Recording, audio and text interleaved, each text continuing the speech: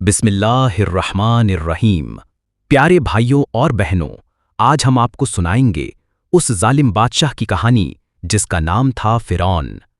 फिरौन मिस्र का बादशाह था। उसके पास बड़ी दौलत थी, सोने के महल थे और लाखों की फौज थी। लेकिन उसका दिल अंधकार से भरा हुआ था। वो लोगों से कहता, मैं ही तुम्हारा खुदा हूं।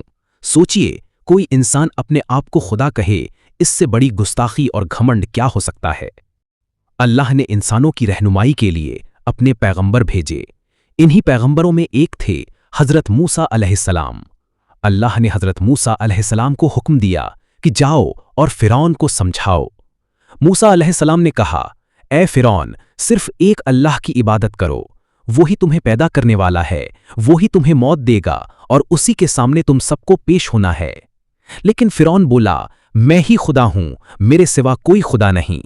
उसने मूसा अलैहिस्सलाम को जादूगर कहा और उनकी बातों का मजाक उड़ाया। भाइयों और बहनों, अल्लाह ताला ने मूसा अलैहिस्सलाम को कई चमत्कार दिए। जब उन्होंने अपनी लाठी जमीन पर मारी तो वो अजगर बन गई। जब उन्होंने अपना हाथ निकाल के दिखाया तो उसमें से नूर चमकने लगा। ये सब देखकर भी फिरौन और उसकी फौज ने कहा, ये तो जादू है। अल्लाह ने मिस्र पर अलग अलग अजाब भेजे, खून, मेंढक, टिड्डियां, खून से भरा पानी। लेकिन फिरौन का दिल और सख्त होता चला गया। आखिरकार अल्लाह ने हजरत मूसा अलैहिस्सलाम को हुक्म दिया कि अपने कौम बनी इसराइल को लेकर मिस्र से निकल जाओ। मूसा अलैहिस्सलाम अपनी कौम को लेकर निकल पड़े, लेकिन फिरौन अपनी ताकतवर फौज के साथ उनके पीछे दौड़ा। वो सोचता था कि अपनी शक्ति से मूसा को पकड़ लेगा। जब बनी इसराइल समंदर के किनारे पहुंचे तो उनके पीछे फिरौन की फौज थी और सामने विशाल समंदर। लोग डर गए और बोले, अब तो हम पकड़े गए। मूसा अलैहिस्सलाम ने कहा, कदापि नहीं, मेरे साथ मेरा रब है, वो ही मुझे रास्ता दिखाएगा। अल्लाह ने मूसा अलैहिस्सलाम को हुक्म दिया कि अपनी लाठी समंदर पर मारो। जैसे ही उन्होंने लाठी मारी, समंदर बीच से फट गया। पानी दीवारों की तरह खड़ा हो गया और बीच में सूखी जमीन निकल आई। बनी इसराइल सुरक्षित पार कर गए। लेकिन जब फिरौन और उसकी फौज उसी रास्ते पर घुसी तो समंदर का पानी वापस आ गया।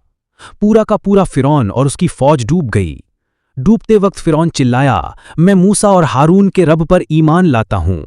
लेकिन अल्लाह ने फरमाया कि अब जब तू डूब रहा है तब ईमान ला रहा है, अब तेरे ईमान का कोई फायदा नहीं। भाइयों और बहनों, फिरौन की मौत इंसानियत के लिए एक सबक बन गई।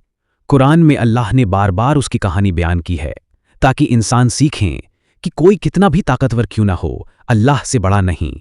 जुल्म और घमंड करने वाले का अंजाम हमेशा बर्बादी है। सच्चा रब सिर्फ और सिर्फ अल्लाह है। अल्लाह हम सबको हिदायत दे कि हम कभी घमंड और जुल्म न करें और हमेशा अल्लाह के सामने झुकें। वमा अलैना इल्लल बलागुल मुबीन।